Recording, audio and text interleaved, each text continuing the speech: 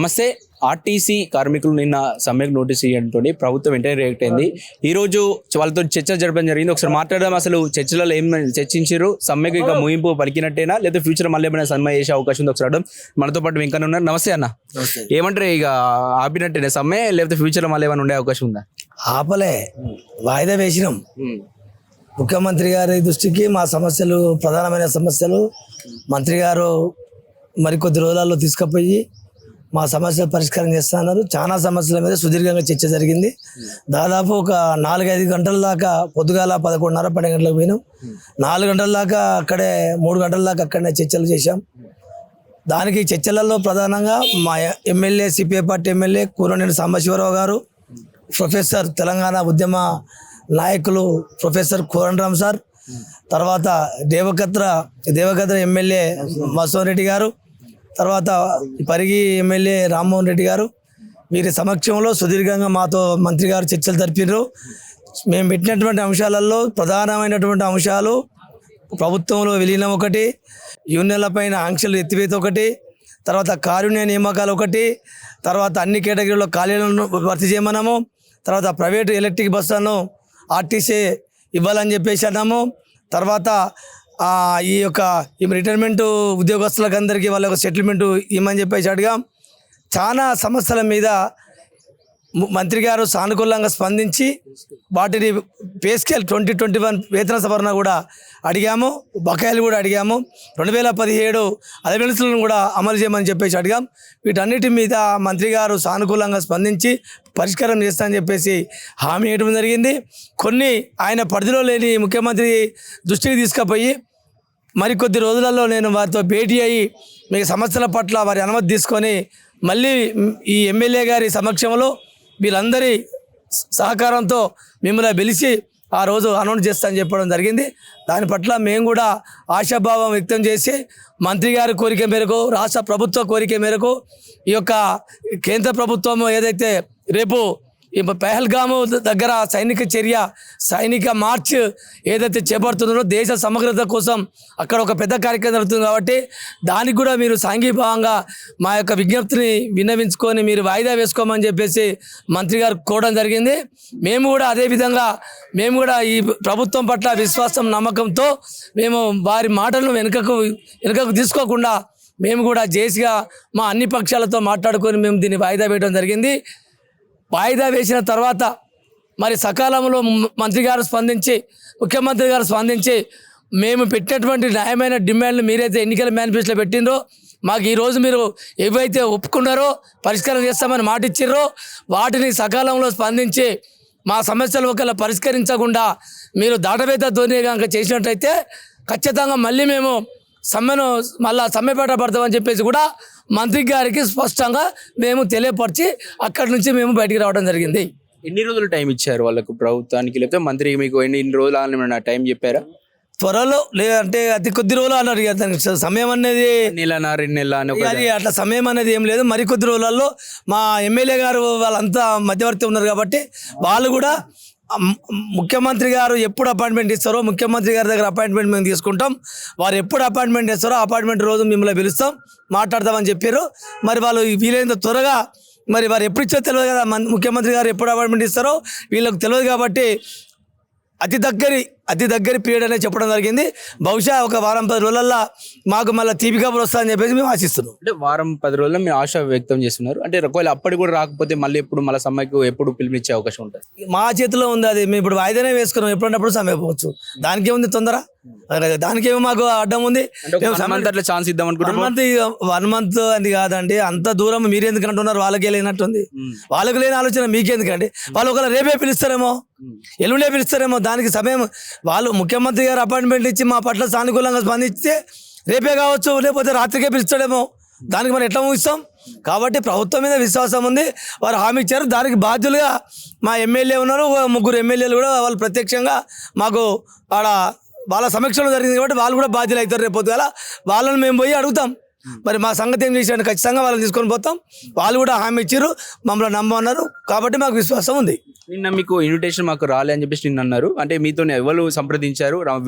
పోయి ఇన్విటేషన్ పోదాం, చర్చలు జరుపుదామని ఎవరు వచ్చారు మీ దగ్గరికి? మా CPI party MLA Kooraneni Sambasivarao గారు, వారి యొక్క నేతృత్వంలోనే మంత్రి గారు పిలవడం జరిగింది.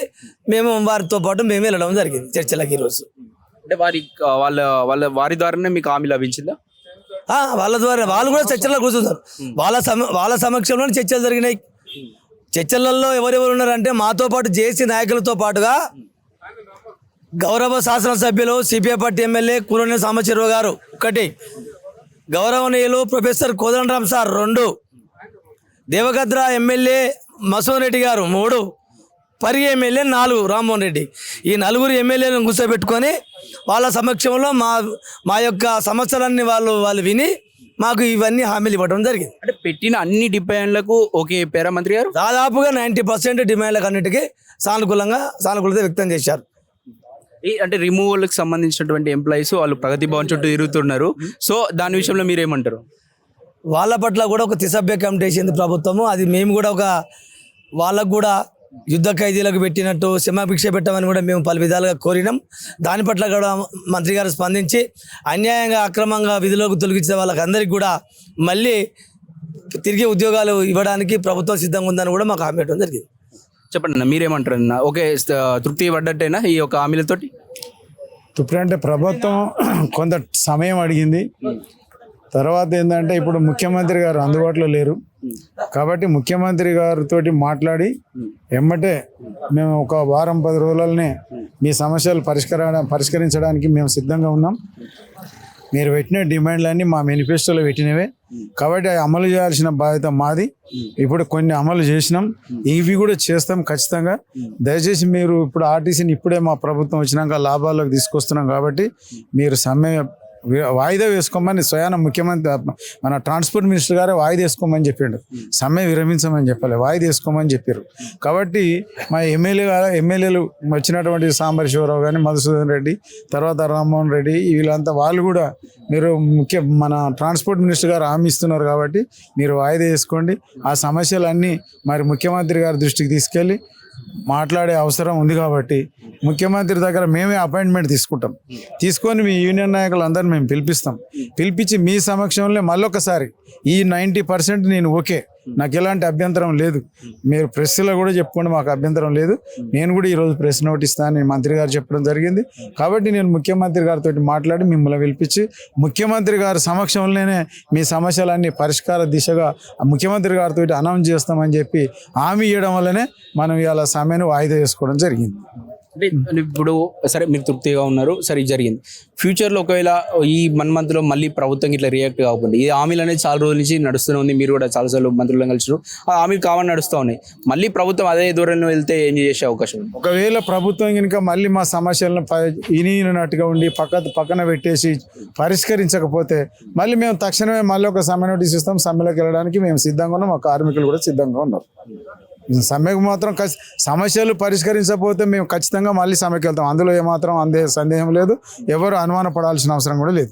ఈ ప్రైవేటు బస్సుల విషయంలో ఏమన్నారు? దాని మీద చర్చ వచ్చింది. ఇప్పుడు ఏదైతే ఎలక్ట్రికల్ బస్సులు ఏవైతే ఉన్నాయో ఆల్రెడీ గవర్నమెంట్ అంటే ట్రాన్స్పోర్ట్ మినిస్టర్ గారు ఒక నోట్ ఫైల్ వేసి 2080 బస్సులని ఆ కేంద్ర ప్రభుత్వం నుంచి ప్రభుత్వమే తీసుకొని ఆర్టీసీకి ఇవ్వాలని చెప్పి ఒక నోట్ ఫైల్ వేసినామని చెప్పి ఆ కాపీలు కూడా చూపించడం జరిగింది. కాబట్టి మేము దానికి కూడా ఓకే చేసినాం. అది ఎందుకంటే ఆ స్కీమ్ సెంట్రల్ గవర్నమెంట్ది, అది స్టేట్ గవర్నమెంట్ది కాదు. కాబట్టి దాని విషయంలో మానకంటే మేము అడిగిస్తున్న క్రమంలోనే ఎమ్మటే మరి మంత్రి గారు చొరవ తీసుకొని కేంద్రానికి లేఖ రాయడం, నోట్ ఫైల్ వేయడం జరిగింది. కాబట్టి దాన్ని త్వరలోనే అక్కడి నుంచి ఏదైతే ఆదేశాలు వస్తే దాన్ని ఖచ్చితంగా మనం అమలు చేద్దాం. ఆ బస్సులను కూడా ఒకవేళ అవకాశం వస్తే ప్రభుత్వమే తీసుకొని ఆర్టీసీకి ఇస్తుందని మంత్రి గారు చెప్పడం జరిగింది. సఫలము అనే మేము అనుకుంటున్నాం. కారణం ఏంటంటే ఇప్పుడున్న పరిస్థితుల మీద టోటల్గా సమ్మె నోటీస్ ఇచ్చిన జేఏసీ 7 సంఘాలను పిలిచి మాట్లాడడం జరిగింది ఈరోజు. దానికి కూనంనేని సాంబశివరావు గారు, అట్లాగే కోదండరామ్ గారు, దేవరకద్ర ఎమ్మెల్యే గారు, అట్లాగే పరిగి ఎమ్మెల్యే గారు, వీళ్ళంతా 4 కూడా కూర్చొని మంత్రి గారితో కూర్చొని చర్చించడం జరిగింది. అన్ని అంశాల మీద కూలంకుషంగా 1 by 1 మాట్లాడడం జరిగింది. ఈ సమ్మెకు జస్ట్ వాయిదా అంతే అండి, అదే చూడాలి. చూడొచ్చా? ఇక ఫ్యూచర్లో ఒకవేళ వీళ్ళు ప్రభుత్వం అంగీకరించకుంటే, ప్రభుత్వం మీ డిమాండ్ నెరవేర్చకుంటే మళ్ళీ ఉండే అవకాశం ఉంటుంది. అదే చెప్పినాం, కేవలం తాత్కాలికంగా మేము వాయిదా వేసుకుంటున్నాం. ఒకవేళ మాకు ఇబ్బంది జరిగితే మళ్ళీ మేము సమ్మెకు పోతామని వాళ్ళు చెప్పారు. మీరు దానికి రెడీగా ఉండండి, మీరు వాయిదానే వేసుకోండి, క్యాన్సల్ అని మేము కూడా అంటలేం అని చెప్పాను. ప్రధాన డిమాండ్ల మీద క్లారిటీ కావాలని చెప్పినాం. ప్రధాన డిమాండ్ అంటే ఆర్టీసీ ఉద్యోగులని ప్రభుత్వంలో విలీనం చేయాలనేది. విలీనానికి వాళ్ళు సూత్రప్రాయంగా ఒప్పుకున్నారు. మీరు ముఖ్యమంత్రితో మాట్లాడి చేయాలి, ఇది క్యాబినెట్లో మేము నిర్ణయించుకుంటాం అతి త్వరలోనే సార్ తోటి అని చెప్పాను. దానికి మేము కూడా చెప్పినాం, పెద్ద బర్డన్ అనేది ఉండదు. డబ్బులు ఇప్పటికే మహాలక్ష్మికి మీరు 350 కోట్లు ఇస్తా ఉన్నారు, ఇంకొక 100 కోట్లు అదనంగా భారం పడినట్టుంటే అందరికీ సెక్యూరిటీ ఉంటుంది, మీరు ఇచ్చిన రక్షణ నెరవేరుతుంది, మీకు ఇమేజ్ పెరుగుతుంది, కార్మికుల్లో ఆనందాలు ఉంటాయని చెప్పినాం. దానికి కూడా మాకు ఇబ్బంది లేదు, సార్ తోటి మాట్లాడి ఫైనల్గా చేస్తా ఉన్నారు. అట్లాగే మెయిన్గా ఏంటంటే యూనియన్లు రావాలనేది ప్రధానం. ఇప్పుడు యూనియన్ లేకపోవడం వల్లనే మీరు అన్నట్టుగా 600-700 మంది రోడ్ల మీద ఉండి ఇష్టారాజ్యంగా ఉన్నారు. అధికారులు చాలా ఇష్టారాజ్యంగా చేస్తున్నారంటే అట్లాంటిది నా దృష్టికి తీసుకురండి. ఇవాళ ఏదో యూనియన్లు అనేది ఇద్దామని చెప్పి మేము అనుకున్నాం, ఉండాల్సిందే అని ముఖ్యమంత్రి దృష్టిలో ఉంది. అది కూడా ఏంటంటే సార్ కాబట్టి ఒక మాట చెప్పి ఇవాళ నేను స్వయంగా చెప్పడానికి లేదు, డెఫినెట్గా దానికి కూడా మాకు అంగీకారమే అని యూనియన్లు ఉంటాయని చెప్పి యూనియన్లు ఉంటాయని చెప్పాను. అంగీకారమే మాకు, మేము చెప్తాం పెద్ద సార్ తోటి చెప్పి ముఖ్యమంత్రి గారితో మాట్లాడి మేము ఫైనల్ చేస్తాం, నమ్మండి అని చెప్పడం జరిగింది. తర్వాత ఎవరైతే చచ్చిపోయిన వాళ్ళ పిల్లలకి ఉద్యోగ ఉపాధి ఉందో బ్రెడ్ విన్నర్ స్కీమ్లో వాళ్ళకి ఎప్పుడు కానీ ఆర్టీసీలో అపాయింట్మెంట్ రెగ్యులర్ ఉండేది, ప్రభుత్వంలో కానీ సింగరేణిలో కానీ. ఇలా వీళ్ళు ఈ ఎండి వచ్చిన కాడి నుంచి ఇవాళ మొత్తం కన్సల్టెంట్ పే అని 3 సంవత్సరాలు పెట్టిండు. 3 సంవత్సరాలు సర్వీస్ పోతుంది, తర్వాత రెగ్యులర్ చేస్తారు.